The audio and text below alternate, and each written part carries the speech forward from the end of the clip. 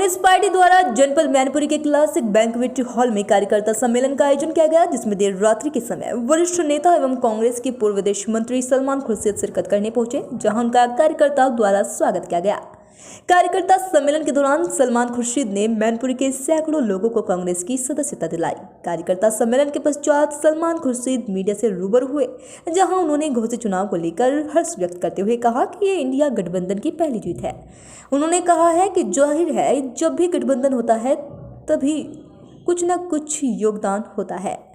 घोषित चुनाव में भारतीय जनता पार्टी के 26 मंत्री जीत को लेकर कवायद दृढ़ करते रहे। भारतीय जनता पार्टी जानती थी कि ये घोषित चुनाव उनके ही पक्ष में जाएगा, लेकिन जनता जनार्दन ने गठबंधन को अपना फैसला दिया। वह काबिले तारीफ है, क्योंकि अखिलेश यादव और शिवपाल सिंह यादव की 15 दिन की मेहनत इस घोषित चुनाव में बड़े पैमाने पर रंग लाई है।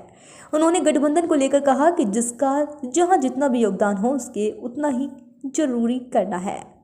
हम सब ने ये स्वीकार किया है कि सीटों को बंटवारों को लेकर आपस में नहीं लड़ेंगे। आगामी समय में सब कुछ तय हो जाएगा कि कौन सी पार्टी कितनी सीटों से कहां पर लड़ रही है। रही बात बंगाल की, तो वो टकरा तो कभी कभी होंगे। गठबंधन का मतलब ये तो नहीं है कि अपनी पार्टी के कार्यालय पर पर्दा डालकर उसे बंद कर देंगे, क्योंकि इस समय सभी पार्टियों के मजबूत इरादे हैं, चाहे वह बंगाल हो या चाहे महाराष्ट्र व उत्तर प्रदेश में हो या फिर कर्नाटक में। सभी पार्टियों जो गठबंधन में आई है उनका बड़ा संकल्प है, इंडिया गठबंधन को हर साल में कामयाब करेंगे, कोई भी कुर्बानी देनी पड़े चाहे। उन्होंने सनातन धर्म को एक उधर व्यवस्था बताया। उन्होंने कहा कि सनातन धर्म और हिंदू धर्म में क्या अंतर है, तो उन्होंने जानकारी बताया। सनातन धर्म से ही हिंदू बना है। सनातन धर्म एक व्यापक धर्म है। उन्होंने कहा है कि जो आज धर्म को लेकर जो हमें दिखाई जा रहा है वह धर्म नहीं है। कुछ षड्यंत्रकारियों कुछ ऐसी चीज जोड़ दी है जो धर्म का हिस्सा रही है, हिस्सा नहीं है, जिसका विरोध करने पर पूरे देश पर प्रभाव पड़ रहा है। प्रेस कॉन्फ्रेंस के दौरान सलमान खुर्शीद ने कहा कुछ और कहा। सलमान खुर्शीद ने किया कुछ और कहा। आइए हम दिखा रहे हैं आपको इस खबर के माध्यम से, देखिए ये खास रिपोर्ट। इतनी बहुत सारी मीडिया है, आप लोग खूब बढ़ रहे हैं, बताओ क्या बात है। चलिए पूछिए, हम बात करें कुछ आपसे। उसी में जीत मिली है टीम इंडिया को। जी हाँ, देखिए हमें बड़ी खुशी इस बात की है, हर्ष है कि इतनी जल्दी इंडिया के बनने के बाद इंडिया का जो हमारा संकल्प है और इंडिया का जो एक अलायंस बना है उसके इतनी जल्दी बाद ये एक शुभ घटना घटी है। घोसी का चुनाव हम लोग जीते हैं।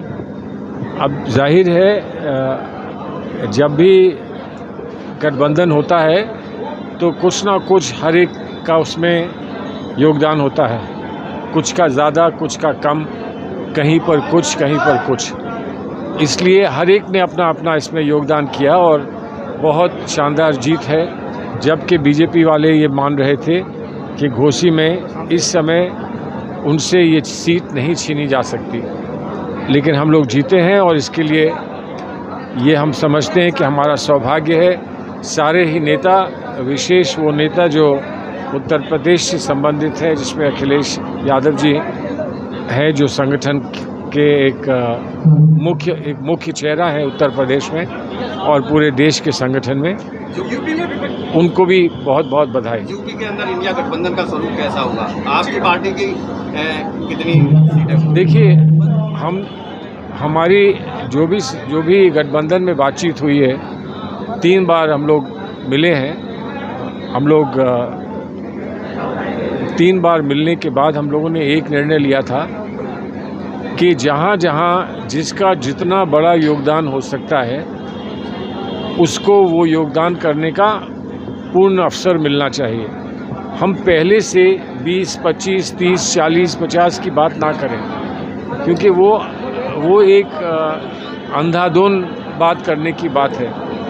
ज़मीन की पहचान करके और जो धरातल पर वास्तविकता है उसको सामने रखकर और ये मानकर कि हम सबको कुछ लेन देन करना होगा, कहीं पर कोई ज़्यादा कहीं पर कोई कम, हमने ये सब स्वीकार किया है और इसकी विशेष बैठकें अब बहुत जल्द शुरू हो जाएंगी और आने वाले कुछ हफ्तों में आपको पता चल जाएगा कि कौन कितनी सीटें कहाँ पर लड़ रहा है और कैसे लड़ रहा है। लेकिन बंगाल में ये फॉर्मूला नजर नहीं आ रहा है, सब जगह कांग्रेस में ही टकराव नहीं, टकराव चलते रहेंगे। देखिए, संघ गठबंधन जब होता है तो आप उस दिन पर्दे गिरा के अपनी पार्टी के कार्यालय को बंद नहीं कर देते हैं। जो कार्यकर्ताओं की अपेक्षाएं हैं, कार्यकर्ताओं के जो मंसूबे हैं, जो आप पार्टी में कहते चले आ रहे हैं, वो सब जिंदा रहता है। लेकिन कहीं ना कहीं एडजस्टमेंट करना होता है। हम क्या एडजस्ट करें, कितना एडजस्ट करें, इसी के लिए तो चर्चा होती है, इसीलिए बातचीत होती है। लेकिन इस समय बहुत मजबूत इरादे हैं सभी पार्टियों के, चाहे वो बंगाल में हो, चाहे वो उत्तर प्रदेश में हो, चाहे वो महाराष्ट्र में हो, चाहे वो कर्नाटक में हो।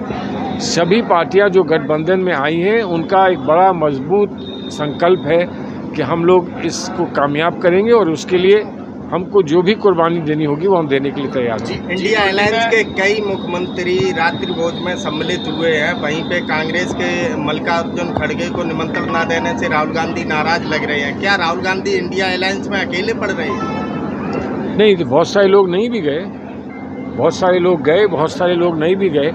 हमने इंडिया अलायंस की ओर से कहीं कोई घोषणा नहीं की थी कि हमको नहीं जाना है, हमें अलग रहना है। देखिए, राष्ट्रभोग जो होता है, जो राष्ट्रपति की ओर से दिया जाता है, उसका दलगत राजनीति से उठकर भी एक महत्व होता है। दुनिया देख रही है और दुनिया देखती है और उसमें देखती है कि हर एक ने क्या उसमें अपना रोल अदा किया है। तो जो जिसको सही लगता है वो अपनी समझ से वही निर्णय लेते हैं। हमें दुख है, अवश्य दुख है इस बात का कि खारगे जी को, मल्लिकार्जुन खड़गे जी को नहीं आमंत्रित किया गया। और कोई टेक्निकल बात वो कह देंगे कि इसलिए हमने आमंत्रित नहीं किया कि वो अभी वो लीडर ऑफ ऑपोजिशन नहीं है, कि आपकी संख्या नहीं है। ये सारी बातें राष्ट्रभोग में करनी चाहिए, नहीं करनी चाहिए, ये सरकार को इस पर अपना जवाब देना चाहिए। आजकल आपके इंडिया गठबंधन के कुछ नेता, खासतौर पर डीएमके, सनातन धर्म को लेकर लगातार टारगेट कर रहा है, उसको एक बीमारी ऐसा कुछ नहीं है। मैं बताऊं, सनातन धर्म के बारे में हम लोग जो जानकारी रखते हैं, जो हम लोग उत्तर भारत में हैं, हम लोग जो जानकारी सनातन धर्म के बारे में रखते हैं, उसको हम एक बड़ी उदार व्यवस्था मानते हैं। कभी कभी तो लोगों ने ये भी कहा कि सनातन धर्म और हिंदू धर्म में क्या अंतर है।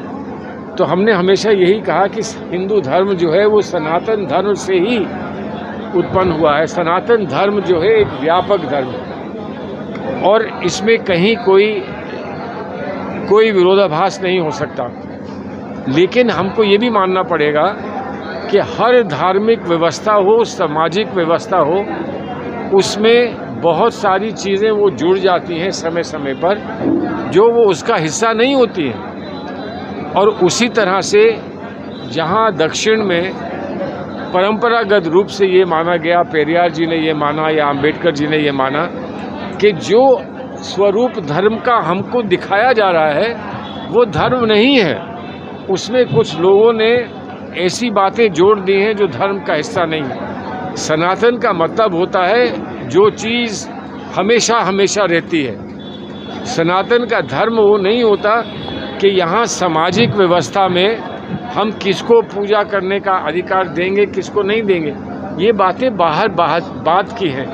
उन बातों को लेकर अगर किसी ने विरोध किया, पेरियार जी ने किया,